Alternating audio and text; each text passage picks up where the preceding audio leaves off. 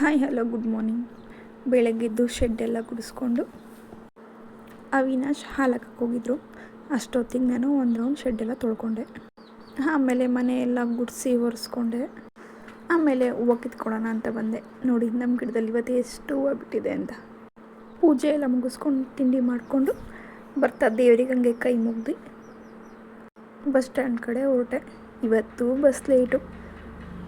10 ಗಂಟೆಗೆ ಬರಬೇಕಾಗಿದ್ದ ಬಸ್ಸು ಕೊನೆಗೂ 10:15ಗೆ ಬಂತು.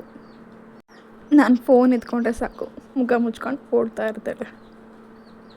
ಮೀಟಿಂಗೆಲ್ಲ ಮುಗಿಸ್ಕೊಂಡು ಬಸ್ ಬಂತು. ಅಲ್ಲಿಂದ ಹೊರಟಿ ಪ್ರಿಯಪಟ್ಟಣದಮ್ಮ ದೇವಸ್ಥಾನಕ್ಕೆ ಹೋಗಿ, ಅಂದರೆ ಮಸಡಿಕಮ್ಮ ದೇವ್ರ ದರ್ಶನ ಎಲ್ಲ ಮುಗಿಸ್ಕೊಂಡು ಹಂಗೆ ಒಂದೆರಡು ಫೋಟೋಸ್ ತೊಗೊಂಡು ಬರ್ತಾ ಪಾನಿಪುರಿ ತಿನ್ಕೊಂಡು ಮನೆಗೆ ಬಂದೆ. ಅಷ್ಟೊತ್ತಿಗೆ ವಿನಾಶ್ ನನ್ನ ಹೆಂಡತಿ ಬಿಸಿಲಲ್ಲಿ ನಡ್ಕೊಂಬಂದಿದ್ದಾಳೆ ಪಾಪ ಅಂತ ಎಳ್ನೀರು ಕೊಚ್ಕೊಟ್ರು. ಎಳ್ನೀರು ಕುಡಿತಾ ಈ ವಿಡಿಯೋನ ಎಂಡ್ ಮಾಡಿದೆ.